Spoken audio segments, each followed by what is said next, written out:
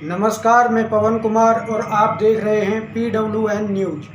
खूंटेल पट्टी की आराध्य कुलदेवी की मनोकामना पूरी करते करते मनसा देवी के नाम से विख्यात हुई चैत्र शुक्ल पक्ष 13वीं से पूर्णमासी तक लगेगा।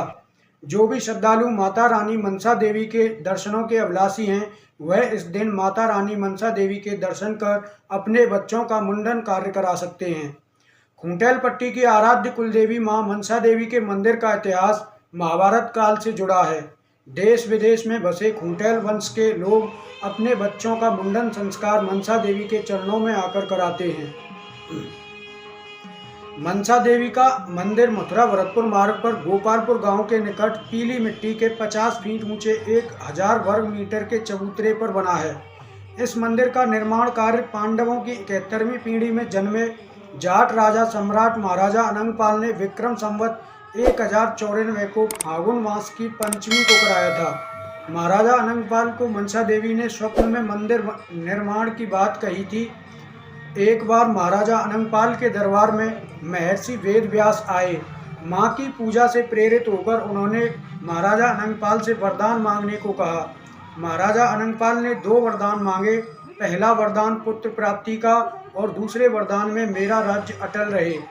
महर्षि वेद व्यास ने पुत्र वरदान के साथ साथ बबूल की एक लकड़ी को लेकर महल के बीचों बीच गाड़ दी और कहा कि हे राजन, अब तुम्हारा राज्य अटल हो गया है।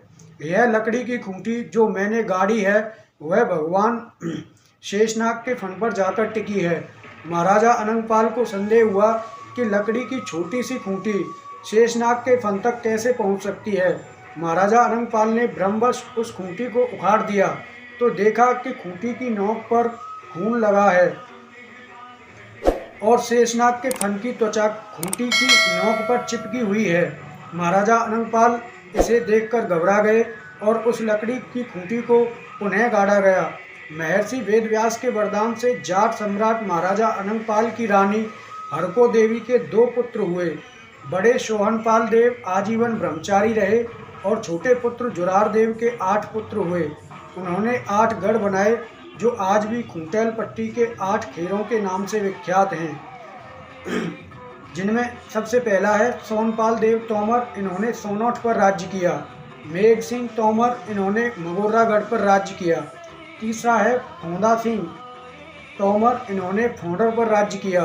गणेशा ज्ञानपाल सिंह, इन्होंने गुनसारा पर राज्य किया। अजयपाल सिंह तोमर अजयगढ़ अजानगढ़ पर राज्य किया। सुखराम तोमर ने सौंफगढ़ पर राज्य किया। चेतन सिंह तोमर ने चेतो खेरो चेतनगढ़। बतच्छराज ने बचगांव।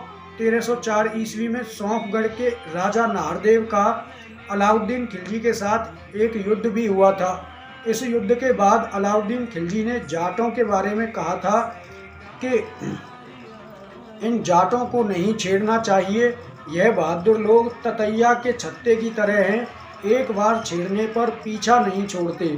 कहा जाता है कि महाराजा अनंगपाल के 8 पोते जब जवान होकर युद्ध कौशल में निपुण हुए तब महाराजा अनंगपाल ने सोनौठगढ़ में एक लकड़ी का खूंटा गाड़ा। खूंटा गाड़ने के साथ ही उन्होंने यह घोषणा की थी कि किसी भी राज्य के राजा में यदि ताकत हो तो इस सोनौठगढ़ के खूंटा को उखाड़ कर दिखाए।